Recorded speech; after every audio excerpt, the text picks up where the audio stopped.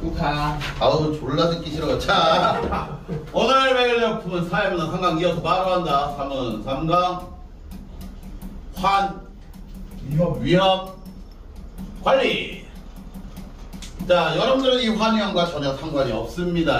그리고 환희형과 관련된 회사도 못 갈 것 같고요. 자 환희형 말 그대로 대기업 관련해가지고 그런 위험이 있는 게 환희형이야. 여러분들은 만약에 동네 빵집이나 아니면 알바를 뛴다면 저 위험에 노출될 가능성은 없습니다. 자 기업 활동에서 위험이라는 게 미래에 대한 예측의 불완전성에 기이한 불확실성으로서 실제적인 결과가 기대한 결과와 다르게 나타날 가능성을 의미한다. 그럼 간단하게 응용하면 기업에서 위험이란 뭐냐? 대박 칠 줄 알았는데 쪽박 차는 거, 망하는 거, 요게 되겠죠.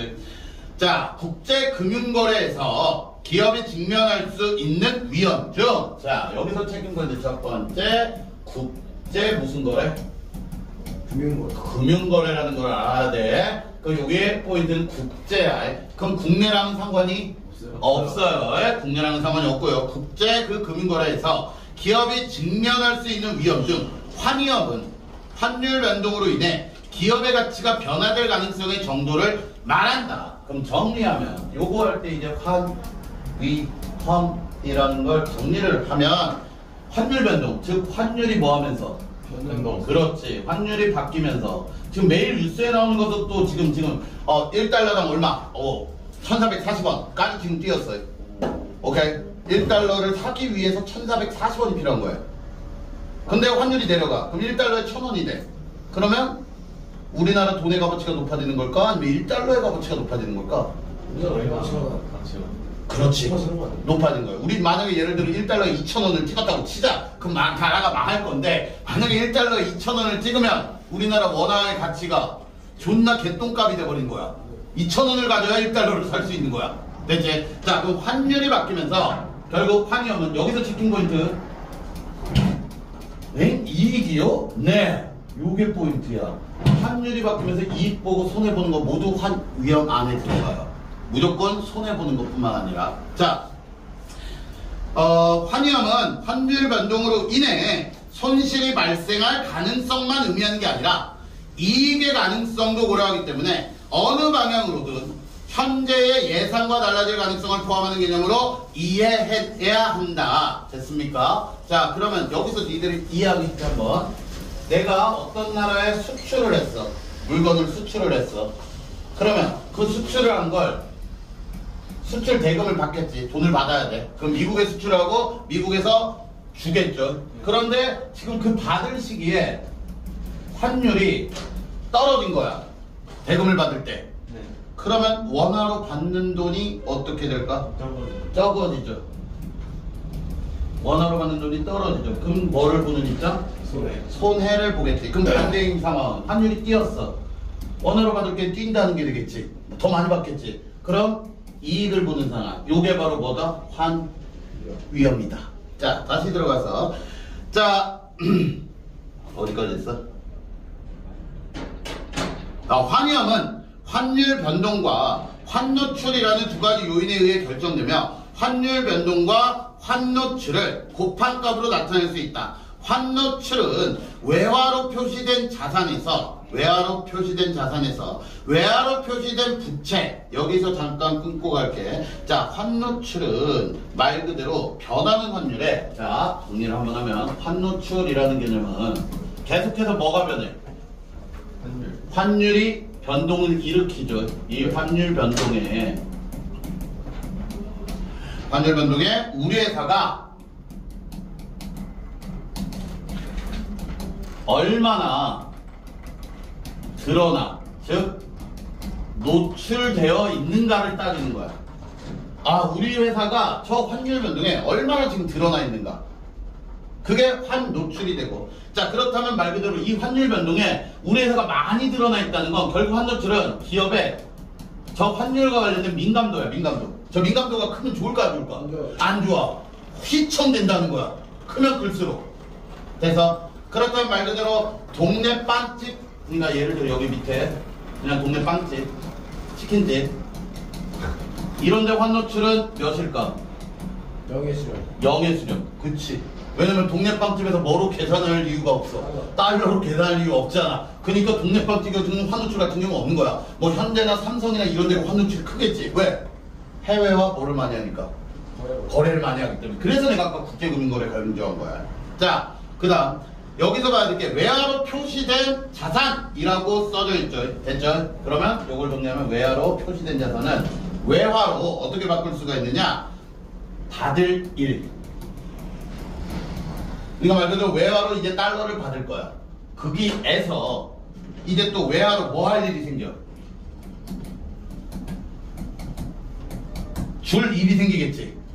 됐냐? 그럼 이 외화로 내가 돈을 받아. 이게 자산이 되는 거고, 그 달러를 내가 받는 게 자산이 되는 거고, 외화로 줄 거야. 그럼 이게 빚인 부채가 되는 개념이 되겠지. 여기까지 이해됐냐? 자, 그리고 난 뒤에 여기다 추가적으로 하면 결국 외화로 받는다라는 것, 기업 입장에서 외국으로 뭐를 했을 경우 수출을 할 거니까 받겠지. 근데 그럼 외화로 줄 일이 생긴다라는 것. 그렇지. 외국 물건을 수입할 때 외화로 줄 일이 돈을 줘야겠죠. 그래서 요 개념을 확실히 잡고 가면 될 것 같아요. 자, 그래서 외화로 표시된 자산에서 외화로 표시된 부채 또는 외화로 표시된 현금 유입 예상액이야. 얼마를 받을지. 그러니까 너네가 수출하고 수입을 잘하라는 게, 야, 예를 들어 반도체 몇만 개를 수출하는데 그거 딱 수출하려면 돈 내나? 이게 되냐? 아니잖아. 이거 만드는 과정도 있고 미리 계약서 다 쓸 거 아니야. 아, 그러면 이제 수출이 완료되고 뭐 몇 개월 있다 돈은 입금이 되는 거야.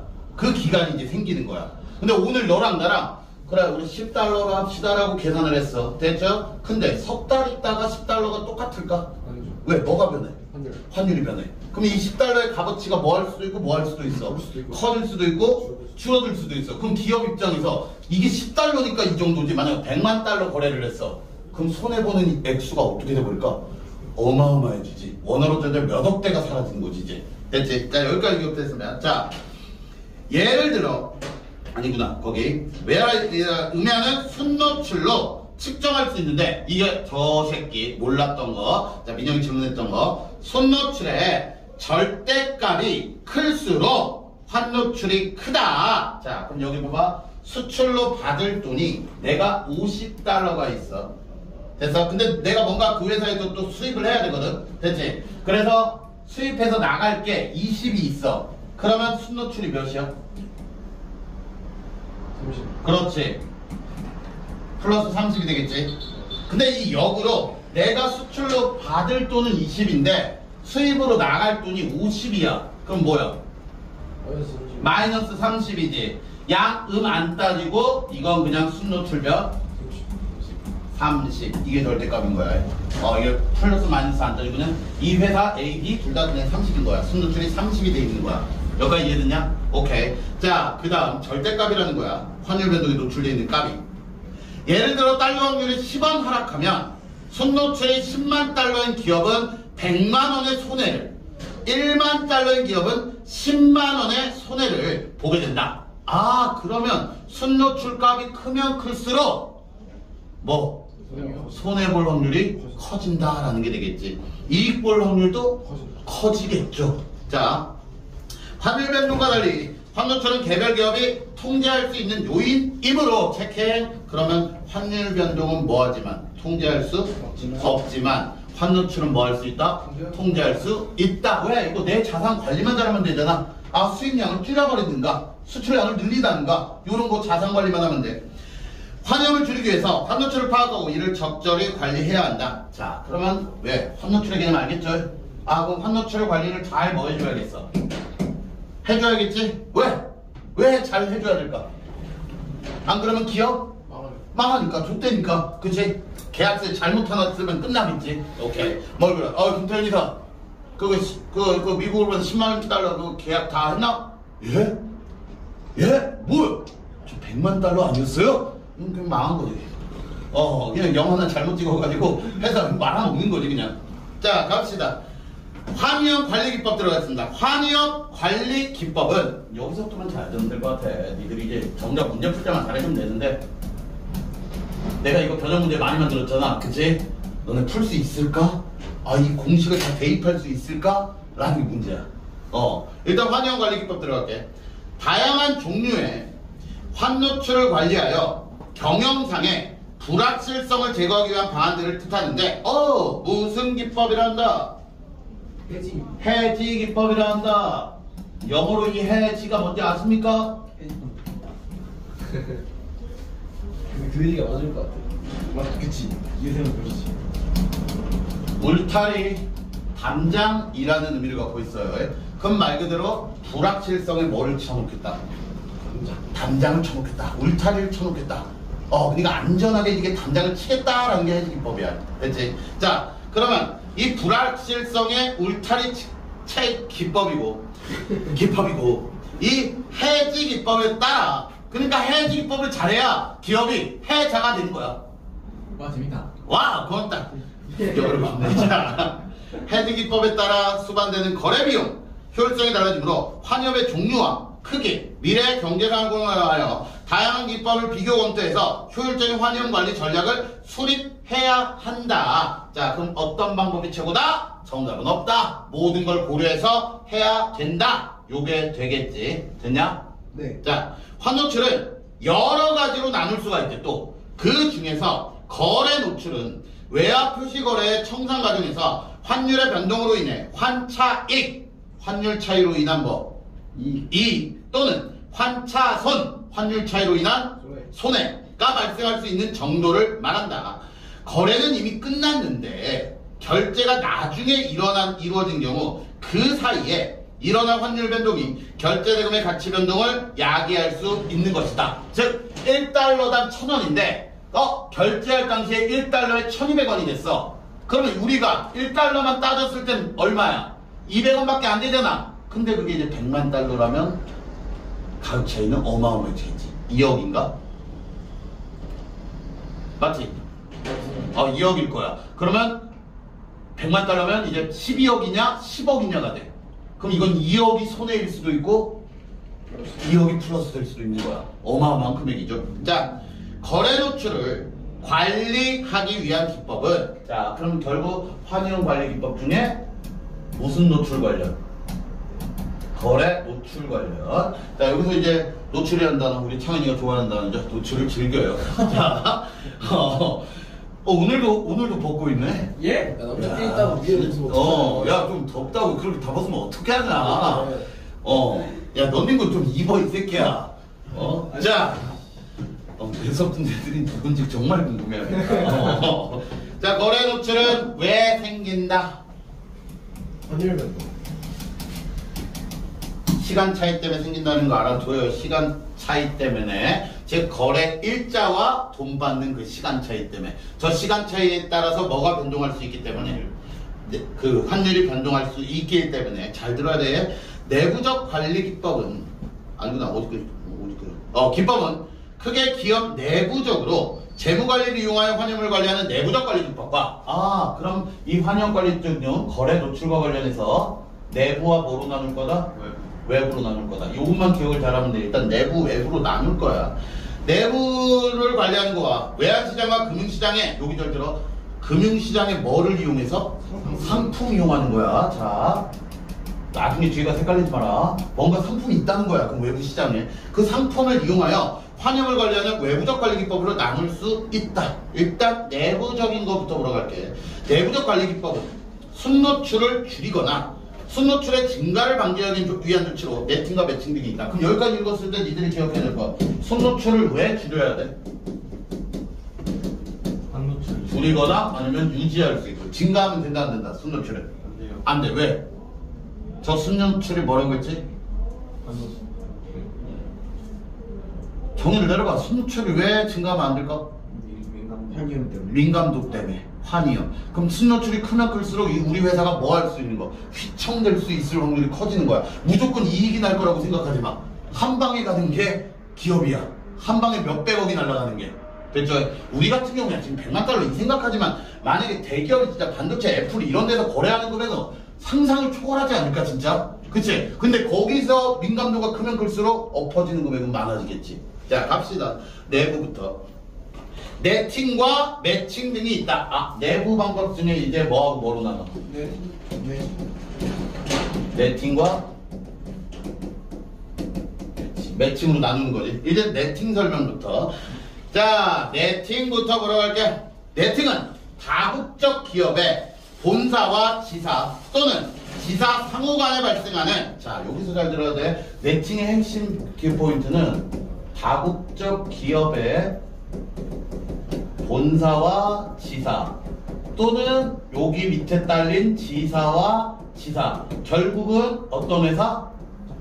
똑같은 회사. 똑같은 회사. 애플도 보면 미국 본사 있겠지? 그리고 한국에 뭐 있어? 한국 지사가 있겠지? 오케이. 요런 대기업들 얘기하는 거야. 자, 본사와 지사 간에도 거래를 해야 될 거 아니야? 그쵸? 자, 그러면 이 본사와 지사와 지사 상호간 발생하는 채권, 채무 관계를 개별적으로 결제하지 않고 개별적으로 결제하고 일정 기간 경과 후에 채권 채무 관계를 뭐한 후에? 상세한 후에 차액만 결제하는 제도이다. 이때 차액을 결제할 결제 통화와 시점을 선정해야 하는데 동일 기업 그룹에 속한 3개 이상 회사들이 관련되는 다자간 네팅의 경우에는 그룹 내에 중앙결제센터가 자회사들의 채권 채무 관계를 총괄 관리에 다각적으로 상기하고 순차액만을 개별 자회사에게 통보해주는 역할을 한다. 자, 그럼 이건 다시 한번 정리하면 서로 주고받을 돈 뭐 하자? 퉁치자. 한 방에 퉁치고 모든 거래할 때마다 일일이 하지 말고 그거 싹 다 뭐 해서 하자? 모아서 결제하자. 그러면 두 회사로 따졌을 때 A가 본사고 B가 지사라면 수많은 거래 중에 A가 50을 줄 게 있는 거고 그리고 B가 A에게 20을 줄 게 있는 거야. 그럼 어떻게 하자? 그냥 30만. 그렇지. 30만 퉁쳐서 보낼게. 근데 이 50이란 금액 안에 몇 월 며칠 날 10만원, 몇 월 며칠 날 20만원, 몇 월 며칠 날 이게 다 쌓였을 거 아니야. 그런 거 일일이 계산하지 말고 뭐 하자? 한 방에 모아서 한 번만 하자. 왜 그럴까? 계속 환율. 그렇지. 계속 환율은 변할 거야. 10거래 할 때, 20거래 할 때 계속 변하고 있지 않을까? 그때마다 환차익은 계속 발생할 거야. 그죠? 그래서 오른쪽 봐. 바로 밑에 보면 어디가 있어? 그런데 3개 회사 이상이면 여기 또 지금 누가 껴들어가 있는 거야? 요렇게 C가 또 결정돼가지고 요렇게 뭐 10, 여기 20, 뭐 요런 식으로 여러 가지가 겹쳐 있는 거잖아. 이때 누가 한다? 중앙센터가 따로 있어서 이 모든 걸 싹 다 얘가 뭐 해주는 거야? 총괄해서 다 계산 때려버리는 거야. 그러니까 중앙센터는 총무 같은 역할을 한다고 보면 되겠지. 한 동아리에서 총무 같은 역할을 해준다라는 거. 됐습니까? 네. 오케이. 자, 어디까지 했어? 네팅은 교환 수수료 등 은행 비율을 절감하고 환노출 금액을 줄임으로써 환율 변동으로 한 불필요한 손해를 막을 수 있지만, 자, 여기까지 체킹. 그러면 이게 막을 수 있지만 결제 시점이 늦어지거나 거래 시와 결제 시의 통화 종류가 달라질 수 있다라는 문제가 있다. 됐습니까? 자, 그러면 여기서 요 본사지사 예문을 하나 만들면 한국이 있고 한국에 A 기업이 있어. 그리고 미국에서 이제 사업을 확장하려고 그래. 됐죠? 그럼 가서 미국에서 사업 확장이기 때문에 미국 돈을 빌려서 미국에서 해야겠지. 그래서 한국에서 이제 달러 100달러 한국 기업이 이렇게 빌려간 거야. A 기업이. 됐지? 1달러당 1,000원일 때 빌려갔습니다. 1달러당 1,000원일 때 빌려갔어. 1달러당 1,000원일 때 빌려갔습니다. 됐습니까? 그럼 이 A 회사의 환노출은 몇? 일단 아니지. 100달러를 빌렸다니까. 네. 달러당 1,000원일 때 빌렸다고. 그럼 이 회사는 지금 현재 이 미국에다가 부채가 얼마가 있는 거야? 10억이 있는 거야. 10억이. 우리 돈으로 10억이요? 그렇지. 우리 돈으로 원화로 10억의 빚이 있는 게 되겠지. 100달러가 아니라 100만 달러를 가져야지. 100달러면은 1억이니까. 아니지. 계산 안 돼. 몰랐어. 100만 달러면 10억이야. 됐냐? 여기까지?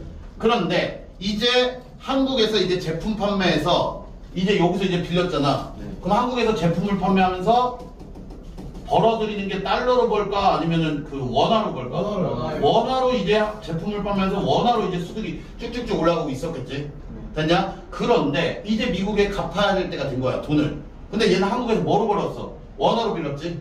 됐지? 그리고 빌린 돈은 얼마야? 우리 하나로 계산했을 때 10억이었지. 근데 이게 1달러당 환율이 치솟아 올라서 지금처럼 1,400원까지 올랐어. 환율이. 그러면 이제 원화로 갚아야 될 돈이 얼마가 된 거야? 14억을 갚아야 되는 거야. 이 원화를 이제 환전을 해서 갚아야 되니까 요 차이가 발생하는 거지. 이제 결국 돈 번 게 아니지. 마이너스가 돼버리는 사태가 발생할 수 있다라는 거. 그게 이 마지막에서 얘기하는 거야. 결제 시에 통화 종류가 달라질 수가 있다. 자, 매칭은, 자, 그럼 매칭까지 이해했지? 오케이? 자, 매칭 가볼게. 매칭. 얼마나 잘 매칭하는지 봅시다. 자, 매칭은 외화 자금 흐름의 불일치에서 발생할 수 있는 환위험을 원칙적으로 제거하기 위해서 외화 자금의 유입과 유출을 통화별, 만기별로 일치시키는 거야. 말 그대로 간단하게 형냐면 받을 돈이 있을 것이고 또 뭐야? 줄 돈 요런 거 있지? 요런 거 같은 통화로 일치시켜 버리는 거야. 아까 같이 원화를 또 바꿔서 준 게 아니라 그냥 10달러 빌렸으면 10달러 그냥 10달러로 주는 거야. 이해를 했습니까? 자, 말 그대로 그것도 비슷한 시기를 정해놓고 보는 거야. 그러면 10달러에 10달러니까 환율 변동에 노출이 될까 안 될까? 안 돼요. 그 환율 변동과 상관이 없어요. 됐냐? 간단하게 이렇게 A 학생이 다음 달에 일본 여행을 할 거야. 그러면 이 원화를 뭐로 바꿔놔야 돼? 엔화로 바꿔놔야 될 거 아니야. 근데 엔화도 계속 뭐해? 바뀔 거 아니야. 그러니까 미리 호텔 예약비를 10만 엔을 미리 10만 엔으로 갖고 있는 거야. 1엔당 10원일 때. 그리고 다음 달에 그 10만 엔이 오르든 말든 뭐 하면 돼? 바로 내면 되는 거야. 미리 바꿔놓은 돈이니까. 여기까지 이해했냐? 네. 그러면 미리 바꿨기 때문에 만약에 예약만 해놓고 10만 엔으로 환전 안 했어. 근데 내가 여행 갈 때쯤에 엔화가 졸라 올랐어. 그러면 어떻게 돼? 내 돈 더 써야 되잖아. 근데 미리 받아서 미리 뭐 해놓은 거야? 환전을 해놨어. 그러면 같은 돈으로 결제가 되겠죠. 됐냐? 자, 어디까지 했어? 예를 들어, 자, 여기 잘 들어. 미국에 자동차를 수출할 거야. 그리고 달러로 수출 대금을 받는 우리나라 기업이 부품 및 원자재의 수입 대금을 달러로 만약에 지불을 하면 달러 유입과 유출이 상쇄됨으로써 환노출이 감소된다. 그럼 수출하고 수입할 때 그냥 달러로 받고 달러로 주겠다라는 거야. 오케이? 자, 네팅이 보통 동일한 그룹 내에 적용되는 것에 비해 매칭은 동일한 그룹 내뿐 아니라 밑줄거나 자, 네팅은 동일한 그룹이고 매칭은 동일한 그룹뿐만 아니라 그럼 말 그대로 동일한 그룹 안에서도 뭐를 쓸 수 있는 거야? 매칭 기법을 쓸 수 있는 거야.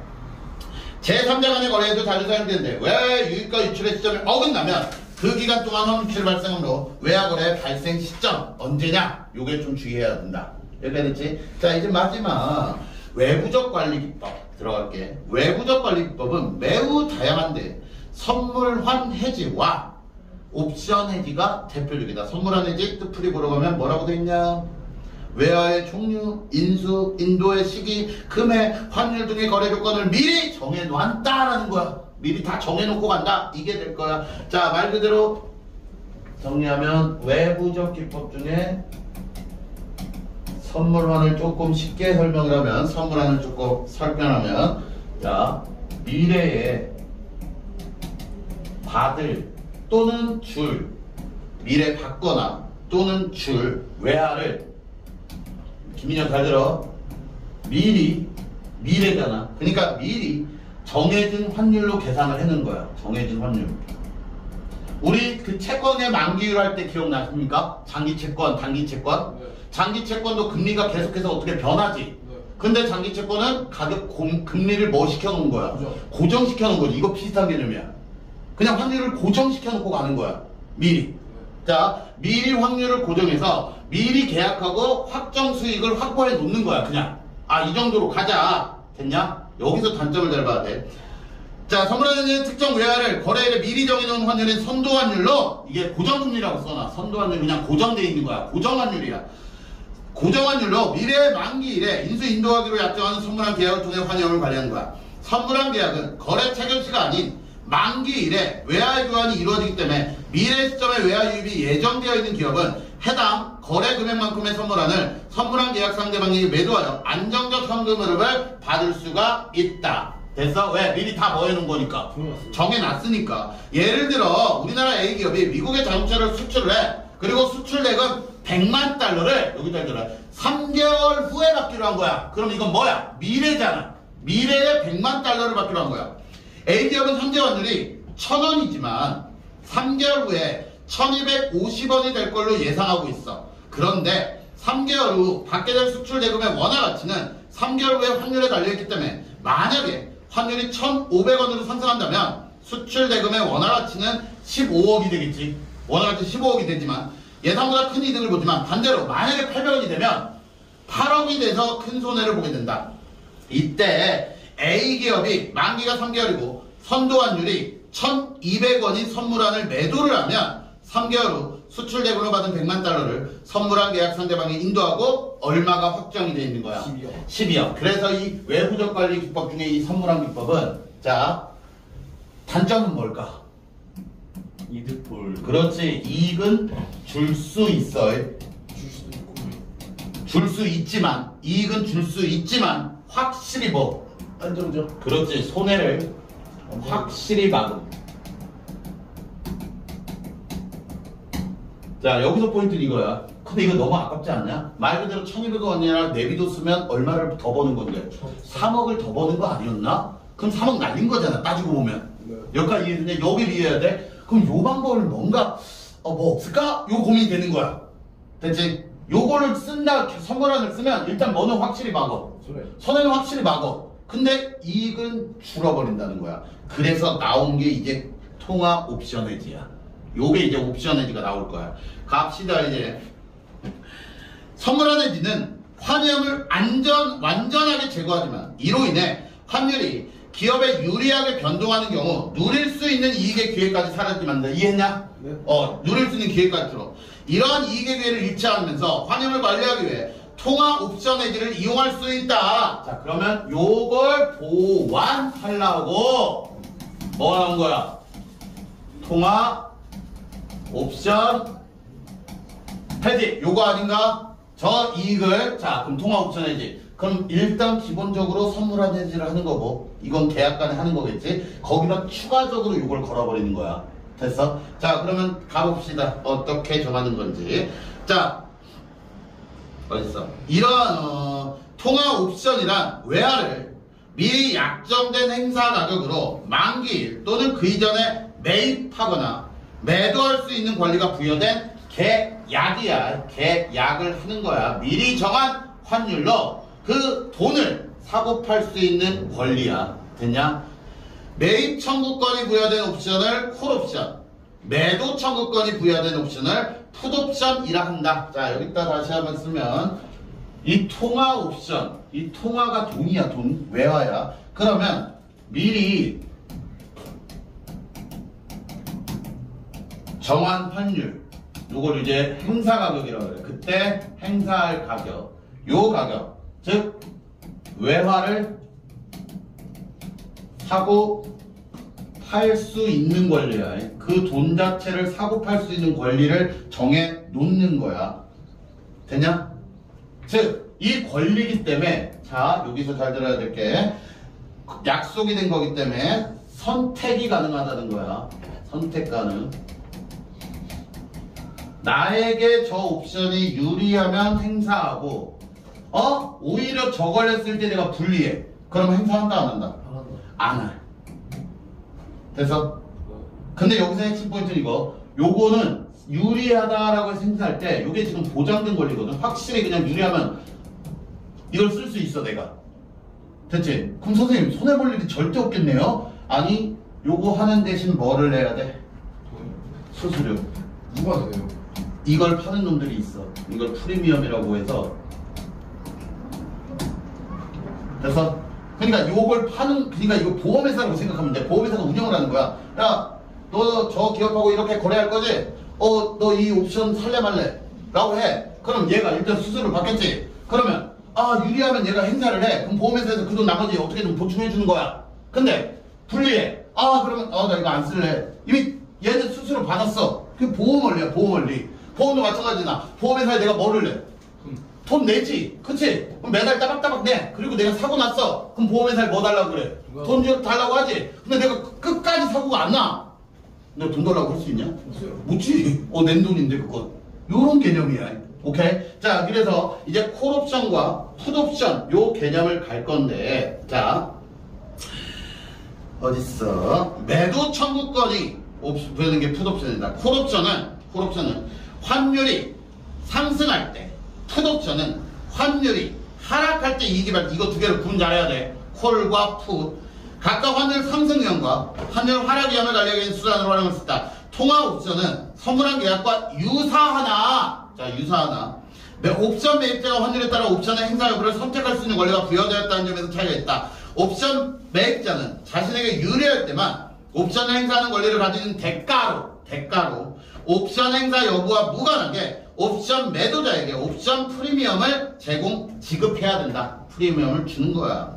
A기업이 위와 동일한 상황에서 행사 가격이 1달러당 1,200원이고 옵션 프리미엄이 달러당 1달러당 10원인 거야.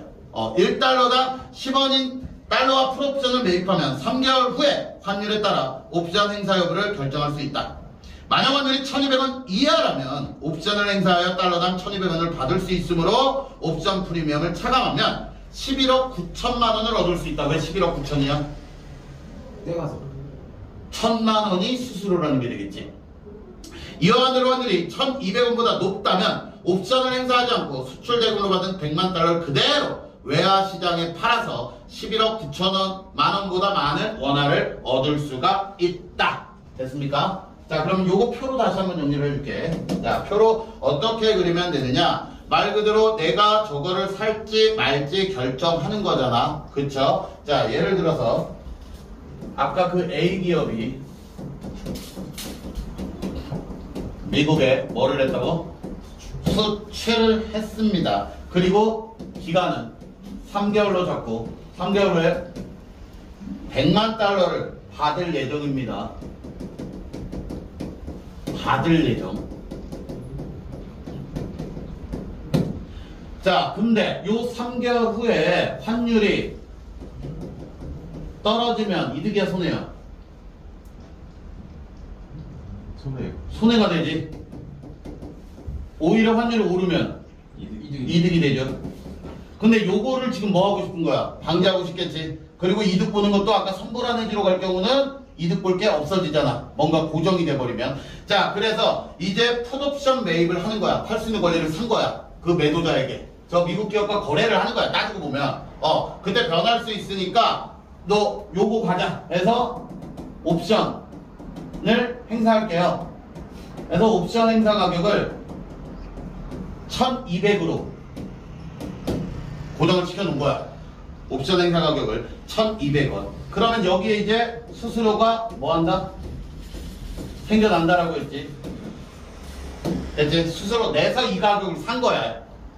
요 것을 요 미국 기업과 거래를 통해서 산 거야. 됐냐? 자, 그랬을 때 3개월 후에 잘 들어야 돼. 자, 이제 시간이 흘렀어. 3개월이 됐어. 환율이 1,000원을 찍었어. 자, 1,100이겠는데. 자, 그러면 행사할까 안 할까? 안 해요. 환율이 1,000을 찍었다고. 오른 거예요. 환율이 떨어진 거지. 지금 옵션 행사 가격을 지금 내가 1,200에 걸어놨잖아. 네. 근데 환율이 1,000 찍었다고. 네. 그러면 저 옵션을 행사해야 안 해? 안 해요. 안 해? 그러면 10억을 받을 텐데? 해야 12억을 받은 거 아니야? 제가 받는 거예요. 내가 받을 거라니까 3개월 후에. 그럼 이 개인 기업은 옵션을 써야지. 요 행사하겠지? 네. 행사했을 때 이제 12억으로 딱 되는 거야. 만약 이거 행사 안 해봐. 그럼 얼마 받는 거야? 10억 받겠다는 거야. 모든 미친 행사가 하겠냐? 그러면 저 옵션 행사에서 12억에서 수수료 얼마 때? 요거 1,000만원 떼겠지?